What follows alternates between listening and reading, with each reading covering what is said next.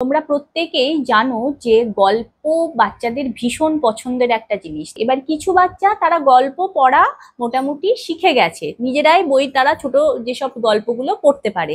কিন্তু কিছু বাচ্চা যারা এখনো রিডিং ঠিকমতো শেখেনি, তাদেরকে যদি গল্পগুলো পড়ে পড়ে শোনানো যায় তাহলে তারা ভীষণভাবে ভীষণ উৎফুল্ল হয়, খুশি হয়। ঠিক আছে, আর এই যে গল্প, এটা তাদের যে কথাবার্তা সুন্দরভাবে কথা বলার যে ভঙ্গি, সেটাকেও কিন্তু অনেক সহজ এবং সাবলীল করে তোলে। তো আজকের যে ভিডিওটি, আমি কিছু গল্পের বই এবং কোন কোন গল্পের বইগুলো আমি পড়াতে পারি বাচ্চাদের, বা পড়ানো যেতে পারে, বা গিফট দিতে পারি, গিফট হিসেবে ব্যবহার করতে পারি, তো সেইগুলো সম্পর্কে এই ভিডিওটি করেছি। এর মধ্যে কিছু বই অনলাইন কিনেছিলাম, কিছু বই অফলাইন কিনেছিলাম। আমি অনলাইন যেগুলো কিনেছি সেগুলোর লিঙ্ক মোটামুটি দিয়ে দেওয়ার চেষ্টা করব। অফলাইন বইগুলোও যদি অনলাইনে পাওয়া যায় সেগুলোরও লিঙ্ক দিয়ে দেওয়ার চেষ্টা করব। তোমরা কিন্তু তোমাদের বাড়ির পুচকেগুলোর জন্য এই বইগুলো সেখান থেকে নিতে পারো। তো প্রথম বইটা হচ্ছে বিকাশের। এই বিকাশ বইয়ের শিশুদের গল্পের ঝুলি। হ্যাঁ, এর 6 থেকে 7টি বই হয় এবং এটা নবনীতের। পেজ কোয়ালিটি ভীষণ সুন্দর, আর বইয়ের যে গল্পগুলি ভীষণ সহজ সরল ভাষায় লেখা, খুব ছোট ছোট গল্প, খুব সুন্দর গল্প।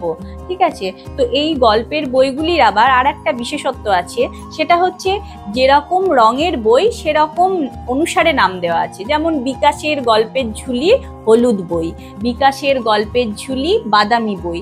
আমি এই গল্পের ঝুলির এখন হলুদ বইটিকে দেখাচ্ছি তোমাদের।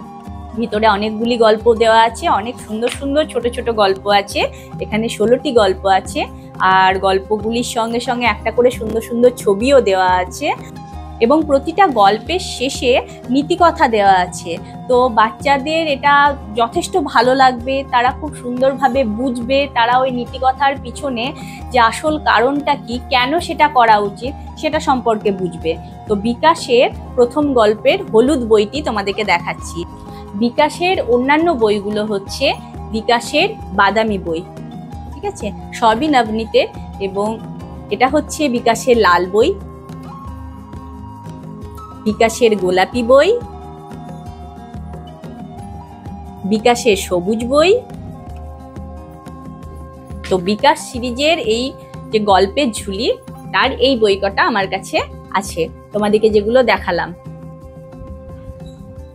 এছাড়াও বাচ্চাদের তোমরা যে বইগুলো পড়াতে পারো বা গল্পের আকারে শোনাতে পারো, সেগুলো হচ্ছে শিশুদের রামকৃষ্ণ, ভীষণ ভালো বই। এই সিরিজের যে বইগুলো আছে আমি এবার একে একে দেখাচ্ছি। এরপরে আছে শিশুদের মা সারদা দেবী, এরপরে আছে শিশুদের বিবেকানন্দ, এবং প্রত্যেকটা বইয়েই যেমন এখানে শিশুদের রামকৃষ্ণ দেবের যে জীবনী সেটা সুন্দরভাবে কিন্তু এখানে লেখা আছে। বাচ্চারা যাতে সহজেই বুঝতে পারে, সহজেই জানতে পারে, রামকৃষ্ণ দেব সম্পর্কে অনেক তথ্য এর মধ্যে দেওয়া আছে। তো এটাকে গল্পের আকারে পড়ে শুনিয়ে তোমরা খুব সহজেই রামকৃষ্ণ দেব কি করেছিলেন সে সম্পর্কে একটা ধারণা বাচ্চার মধ্যে তৈরি করে দিতে পারো। এখানেও সেরকম মা সারদা দেবী সম্পর্কে অনেক রকমের তথ্য দেওয়া আছে, একদম ছোট থেকে শুরু করে তার জীবনের অনেক গল্প দেওয়া আছে। এগুলো গল্পের আকারে তোমরা শিশুদের মধ্যে সেই সম্পর্কে ধারণা তৈরি করে দিতে পারো। এখানে স্বামী বিবেকানন্দ সম্পর্কে সেই একইভাবে সুন্দর জীবনী দেওয়া আছে, সুন্দরভাবে লেখা আছে, ছোট ছোট তাদের জীবনের ঘটনাগুলোকে তোলা আছে। তো বাচ্চাদের খুব ভালো লাগবে, তো তোমরা এটাও নিতে পারো। এই যে বইগুলি, এগুলি রামকৃষ্ণ মঠ থেকেই প্রকাশ করা হয়, উদ্বোধন কার্যালয় থেকে। তো বইগুলি ভীষণ ভালো, এবং এই বইগুলো বাচ্চাদের জন্য তোমরা নিতে পারো। এছাড়াও বাচ্চাদের তোমরা যে গল্পগুলি পড়াতে পারো বা শোনাতে পারো, সেগুলো হচ্ছে এই যে ছোটদের রঙিন মহাভারত। ছোটদের রঙিন মহাভারত বইটি তোমরা শুধু দেখো, ভীষণ ভালো পেজ কোয়ালিটি। এটা হলি চাইল্ড পাবলিকেশনের প্রকাশ করা হয় এখান থেকে। তো এখানে পুরো স্টেপ বাই স্টেপ মহাভারত সম্পর্কে সম্পূর্ণ একটা ধারণা দেওয়া হয়েছে। একেবারে মহাভারতের পূর্বকথা, আদি পর্ব এবং পরপর প্রত্যেকটা ঘটনা সুন্দরভাবে এখানে বর্ণনা এখানে দেওয়া আছে। পাতাগুলো দেখো তোমরা, ভীষণ ভালো পেজ কোয়ালিটি, তার সঙ্গে সুন্দরভাবে ছবিগুলো দেওয়া আছে। মানে যে কোনো বাচ্চা এটা খুব আগ্রহের সঙ্গে এবং খুব মনোযোগ দিয়ে এটাকে পড়বে। যারা পড়তে পারে না তারা মহাভারতের গল্প এমনিই শুনতে ভালোবাসে, যদি সুন্দরভাবে তাদেরকে বলা হয়। তো তোমরা এই বইটা নিতে পারো।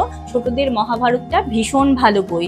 এছাড়াও ছোটদের মহাভারতের মতো তোমরা আরো একটি বই নিতে পারো, সেটা হচ্ছে ছোটদের রঙিন রামায়ণ।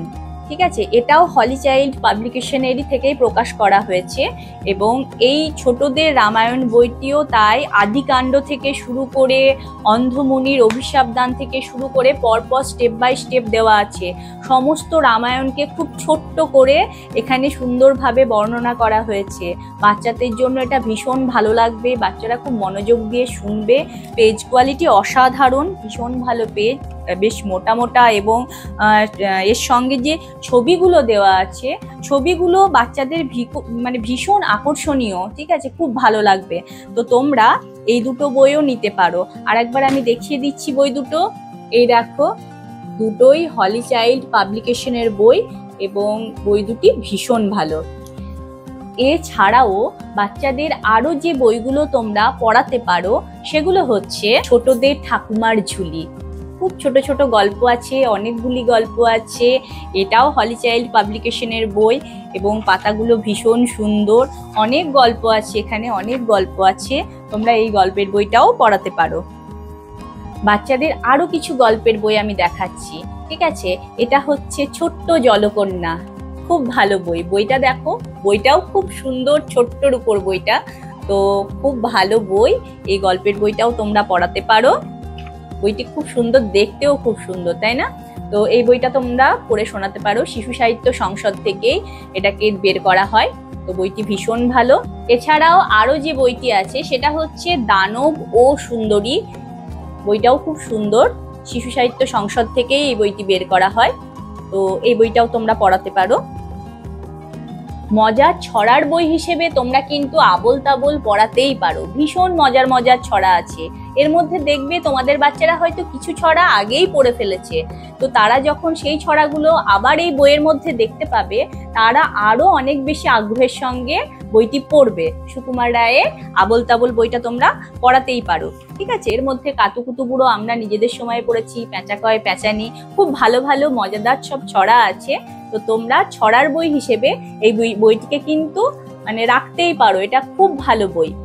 এরপর যে বইটি আমি তোমাদের দেখাচ্ছি এটি একটু বড় বাচ্চাদের জন্য, এই 8-10 বছর বয়সের। তো তাদের গল্পের জগৎকে আরো বেশি সমৃদ্ধ করার জন্য এই বইটি। তো এই বইটি হচ্ছে অবনীন্দ্রনাথ ঠাকুরের লেখা। অবনীন্দ্রনাথ ঠাকুরের মানে শ্রেষ্ঠ কতগুলো উপন্যাস নিয়ে এই গল্পের বইটি লেখা আছে। তার মধ্যে অনেকগুলোই তোমরা নাম শুনে থাকবে, নালক, বুড়ো আংলা, রাজকাহিনী, শকুন্তলা, ক্ষীরের পুতুল। বইটি ভীষণ ভালো বই এবং তোমরা এটি মানে একটু বড় যারা 10-12 বছর বা 8-10 বছরের বাচ্চাদেরকে এটা পড়াতে পারো।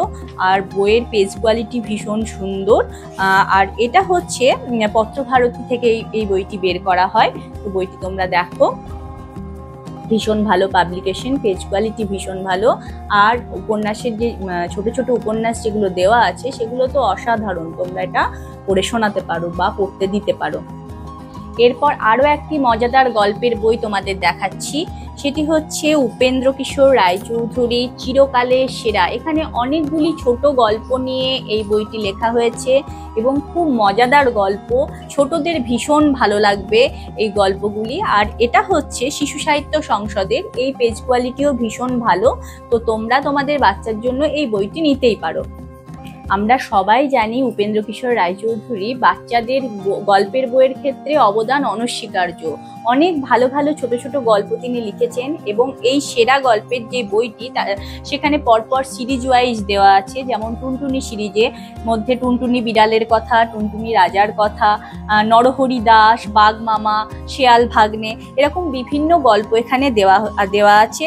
মহাভারতের উপর ছোট ছোট গল্প আছে, পুরাণের উপর ছোট ছোট গল্প আছে। তো বাচ্চাদের এই গল্পগুলো খুব ভালো লাগবে এবং খুব ছোট্ট করে সুন্দর করে গল্পগুলো দেওয়া আছে। তো তোমরা চিরকালের সেরা উপেন্দ্র কিশোর রায়চৌধুরীর এই গল্প সমগ্র বইটি নিতে পারো। এছাড়াও আরো একটি গল্পের বই নিয়ে তোমাদের কাছে আমি চলে আসছি, সেটা হচ্ছে ডাইনোসরের উপর বই, এবং এই গল্পের নাম হচ্ছে রহস্যময় ডাইনোসর। তো এই গল্পটি এটিও শিশু সাহিত্য সংসদ থেকে এটা প্রকাশিত হয়। তো এখানে ডাইনোসরের কিভাবে উদ্ভাবন হলো, ডাইনোসর কবে এলো, কিভাবে বড় হলো, কোন পরিস্থিতিতে বড় হলো, ডাইনোসরের ডিম, তাদের বাচ্চারা কেমন, তাদের জীবনযাপন কেমন করত, সমস্ত কিছু সুন্দরভাবে দেওয়া আছে। আর ডাইনোসর প্রধানত আমাদের কল্পনার জগতেই থাকে, মানে সেগুলো সম্পর্কে আমরা খুব বেশি জানতে পারি না। খুব বেশি হলে পরে কোনো জাদুঘরে হয়তো সেই স্কেলিটন আমরা দেখতে পাই, কিন্তু তারা কিভাবেই বা অবলুপ্ত হয়ে গেল সে সম্পর্কে কোনো ধারণা বা সঠিক ধারণা আমরা পাই না। এই বইটাই কিন্তু তাদের যে অবলুপ্ত হয়ে যাওয়ার পিছনে কি কি কারণ থাকতে পারে সেগুলো সম্পর্কেও বিস্তারিতভাবে আলোচনা করা হয়েছে। এই বইটি ভীষণ ভালো লাগবে। তো রহস্যময় ডাইনোসরের এই বইটা তোমরা বাচ্চাদেরকে তোমরা বাড়িতে পড়ানোর জন্য দিতেই পারো বা পড়াতে পারো। এছাড়াও আরো একটি বই তোমাদের দেখাচ্ছি, যেটা বাচ্চাদের জন্য মানে খুবই একটা উপকারী বই এবং খুব ভালো লাগবে। সেটা হচ্ছে শিশির, গীতাঞ্জলি পাবলিকেশনের বইটি। দেখো তোমরা, তো এখানে খুব মজার মজার গল্প আছে। তো এখানে যে গল্পগুলো আছে, ব্যাঘ্র ও পালিত কুকুর, গবচন্দ্রের বুদ্ধিবিদ্যা, পরীর পরিচয়, পাকা ফলার, এছাড়া আরো অনেক গল্প আছে। তো তোমরা এই বইটা কিন্তু তোমাদের বাচ্চাদেরকে দিতে পারো। তো এই গল্পের বইগুলি, এই ছড়ার বইগুলি ছাড়াও আরো যে বইটি তোমরা বাচ্চাদের পড়াতে পারো সেটা হচ্ছে মহাজীবনের কথা। ঠিক আছে, এটা দেব সাহিত্য পাবলিকেশন থেকে পাবলিশ করা হয়। তো এখানে বিভিন্ন মনীষীর জীবনী সুন্দরভাবে এখানটায় বর্ণনা করা আছে, ছোট্টর মধ্যে করা আছে। তো তোমরা তোমাদের বাচ্চাকে এই বইটি পড়াতেই পারো। তারা সব মনীষী সম্পর্কে একটা ধারণা তাদের মধ্যে তৈরি হবে। সুন্দর গল্পের আকারে বললে তারা খুব মনোযোগ দিয়ে এটা শুনবে। তো এই বইটা তোমরা নিতে পারো। তাহলে এতক্ষণ আমি তোমাদেরকে অনেকগুলি গল্পের বই, ছড়ার বই দেখালাম। এগুলি ভীষণ ভালো বই এবং তোমরা তোমাদের বাড়ির বাচ্চাদের জন্য এই বইগুলি নিতে পারো। আমার মেয়ে খুব আনন্দের সঙ্গে বইগুলি পড়ে। বিভিন্ন সময়ে বিভিন্ন জায়গা থেকে আমি এই বইগুলোকে নিয়েছি, কিছুটা অনলাইন থেকে নিয়েছি, কিছুটা অফলাইন বইমেলা থেকে নিয়েছি। এছাড়া ওর স্কুলে প্রাইজ হিসেবেও অনেক বই পেয়েছে। তো এগুলো আমি বিভিন্ন সময়ে ওকে পড়ে শোনাই। বিশেষ করে যে সময়গুলো ফাঁকা থাকে বা আমার কাছে এসে বসে বা ঘুমানোর চেষ্টা করে, তো এই গল্পগুলো পড়ে আমি সেগুলোকে শোনাই। এখন তো ছোট গল্পগুলো নিজেই পড়তে পারে, তো গল্পগুলো পড়েও ভীষণ আনন্দ পায় এবং ওর কথাবার্তা, ভীষণ বাচনভঙ্গি সব কিছুই যেন গল্প পড়ে অনেক সমৃদ্ধ হয়েছে।